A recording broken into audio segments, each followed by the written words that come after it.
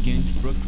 Finally, I have some time to bring you some Diablo Immortal content, some Diablo Immortal videos regarding the things that have been announced almost 2 weeks ago, like 12 days ago. I've been busy with other things and I wanted to be done with those before I make those videos, but this video is one of the first two I'm making, and it would be kind of like a summary of their article that says our free-to-play approach and values. That's the name of the article.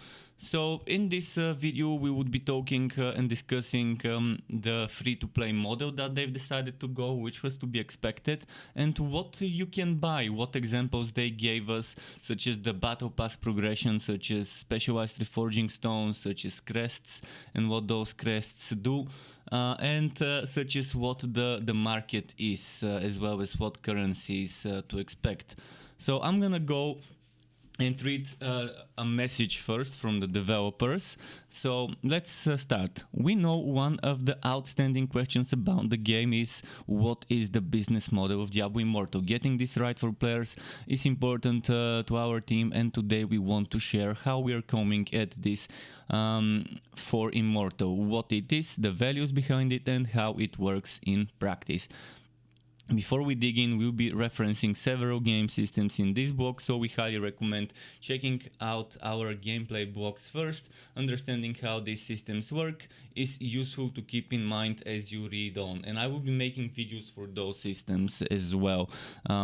Maybe tomorrow I would make some more of those videos, so you can kind of have an understanding to go along with this video. Diablo Immortal will be free to play with optional in-app purchases. We plan to support Diablo Immortal with a constant cadence of free content, including new gear, features, classes, stories, and areas to explore. We also want to make sure every purchase feels fair and is guided by a clear set of values that place an emphasis on the player experience for all players. Here I would like to disagree, because it doesn't seem like that's exactly what's happening.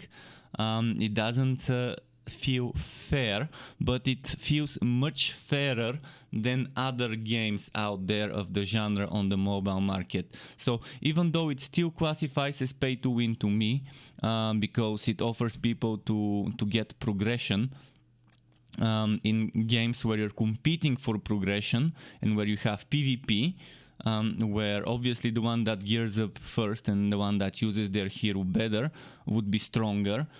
You would have weekly rifts, weekly rift leaderboards, and obviously if you're progressing quicker than others, you would be able to do higher stages or reach further easier and faster.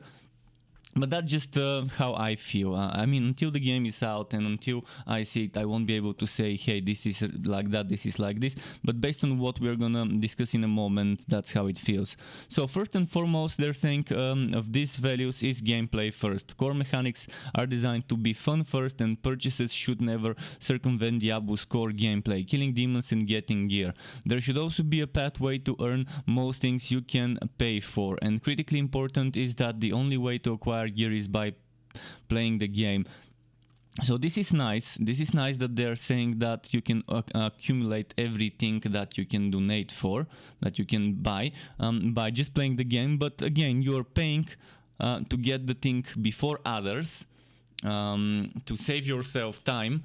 So obviously you're paying to progress faster than someone else, which in my opinion is pay to win in a game where you're competing about progression.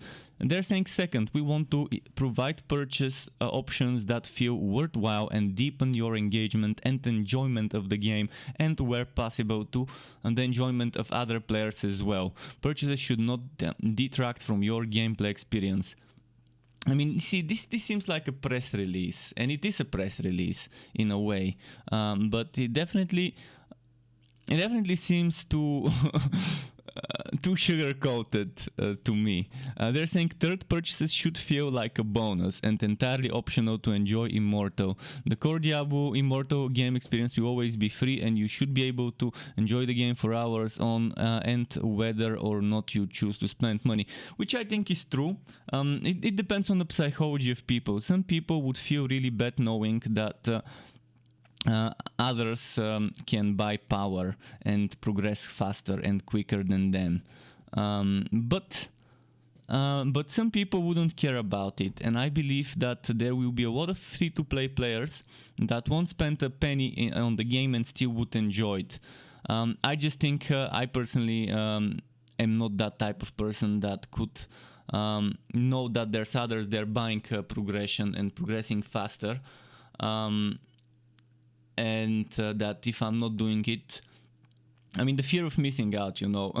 I'm that type of person that it kind of bugs me. But I expected this to be much more pay to win than it is. So in a way, I'm actually surprised by how mild the pay to win is in this game. Let's check what you can buy and see the examples they provided. A good example of these values at worker crests used with Elder Rifts. Players run Elder Rifts to their heart's content, and crests can be earned or purchased, providing both personal and social benefits. Using crests spices up the experience by adding random modifiers that enhance gameplay, making a rift either easier or more challenging, and using a crest guarantees certain non-gear rewards such as runes and legendary gems.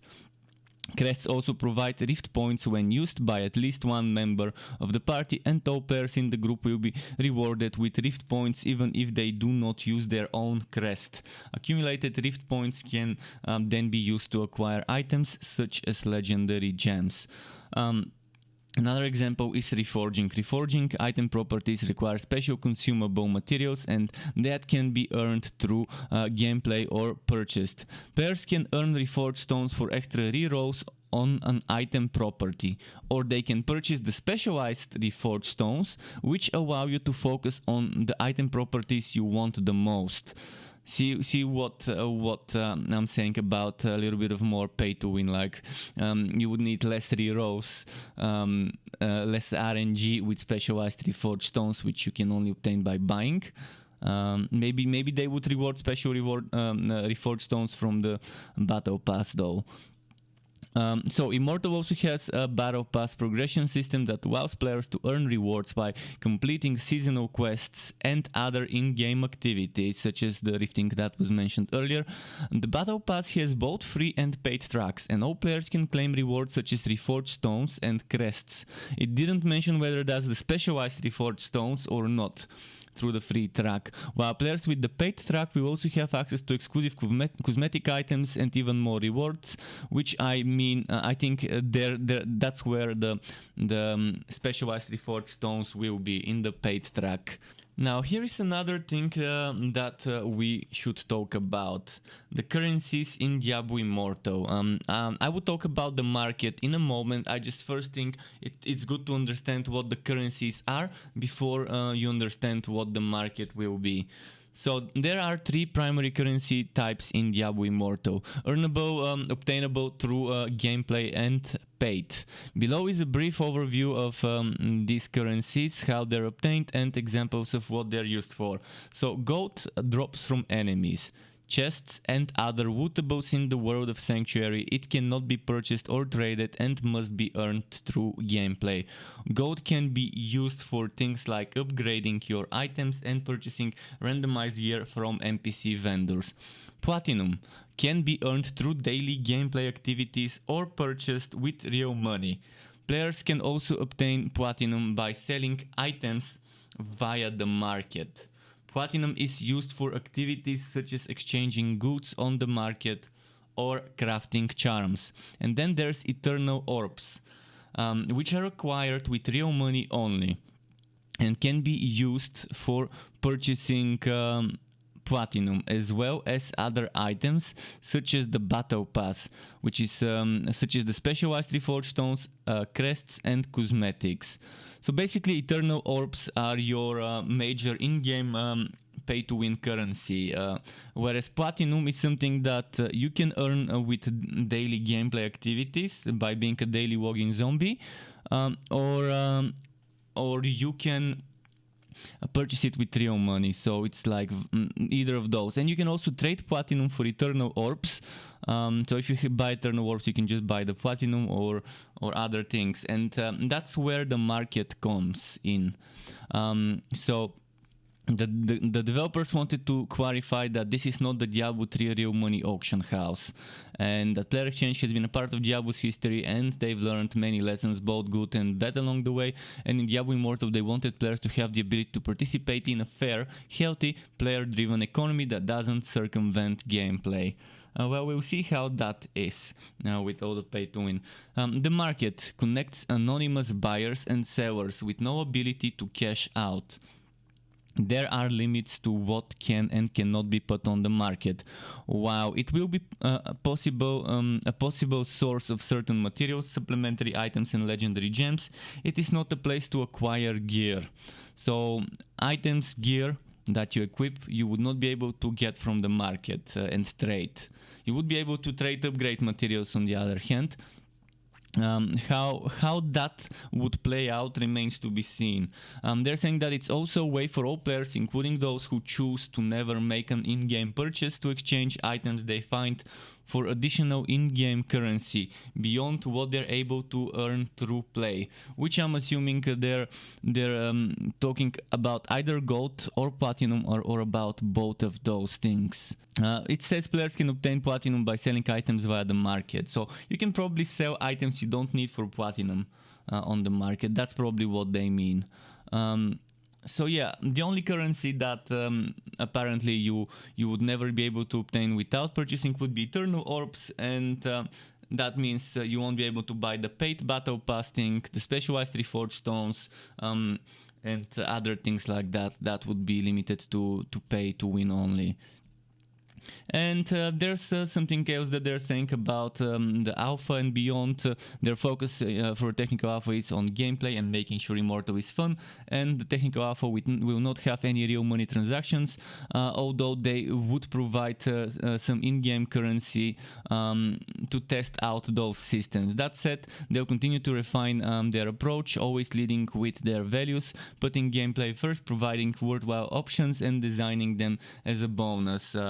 Their goal is to ensure that it feels right for Diablo Immortal and its players, and they're looking forward for feedback throughout the alpha. So that pretty much sums it up for their free-to-play approach, how pay-to-win it is, and how bad it is. I think it's milder than I expected, and that's a good thing. I still think it's gonna bug a lot of people like me that just don't feel good in a game where people can pay to rush ahead, where they can save themselves some time by opening their wallets and progressing faster than others. But I'm sure many of you out there would enjoy this and would enjoy how mild the system is. To get notified when I upload more content for this game or other games like this one, which would be wooters of all varieties, isometric, third-person ARPGs, wooter shooters, and all sorts of wooters like that, you could subscribe to my channel and hit that bell button to not miss out on my content updates. And optionally, you can even join as a member of the Struck Club on YouTube as a channel member to get access to exclusive perks such as special emotes custom made by me, special badges custom made by me that represents how many months you have been a member for, as well as opt-in of editing tutorials that I can give for Photoshop, Adobe Premiere, as well as shoutouts and things like that. And I would like to use this part of the video to thank all my YouTube members and Twitch subscribers. Thank you for supporting the channel and keeping me going. Thank you also for watching this video, everyone. Keep it cool, Struck Club. Until next time, and goodbye.